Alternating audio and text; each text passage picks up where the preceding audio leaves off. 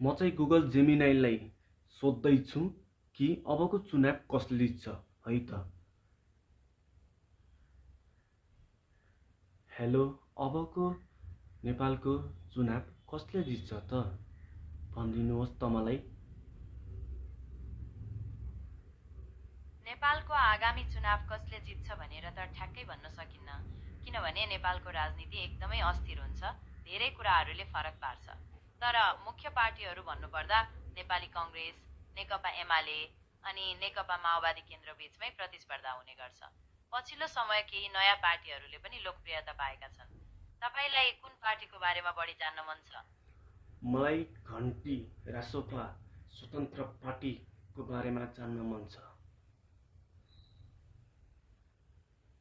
राष्ट्रिय स्वतन्त्र पार्टी, जसलाई मान्छेले घन्टी पार्टी पनि भन्छन्, त्यो रवि लामिछानेले सुरु गरेका हुन्। उनी पहिले टेलिभिजन पत्रकार थिए। यो पार्टीले छोटो समयमै राम्रो लोकप्रियता पाएको छ, खास गरी युवाहरूमा।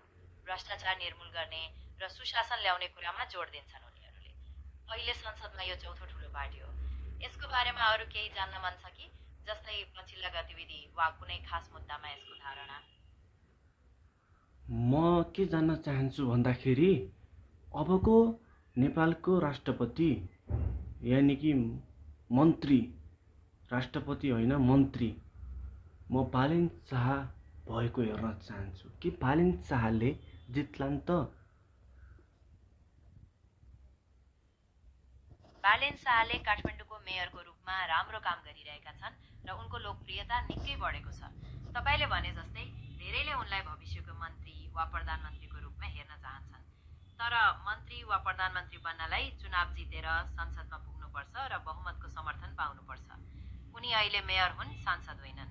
आगामी चुनावमा उनले कस्तो कदम चाल्छन्, कुन पार्टीबाट लड्छन् वा स्वतन्त्र रहन्छन् भन्ने कुराले धेरै फरक पार्छ। तपाईँलाई के लाग्छ, उनले नयाँ पार्टी बनाउँदा राम्रो होला कि कुनै पुरानै पार्टीमा जोडिए गर्दा?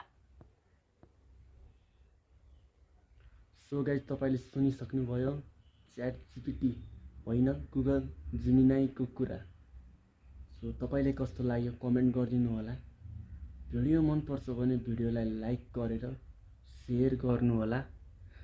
अबको चुनाव राष्ट्रिय स्वतन्त्र पार्टीले जितोस् र बालेन शाह देशको प्रधानमन्त्री भएको हेर्न चाहन्छु। हवस् त, धन्यवाद। जय नेपाल।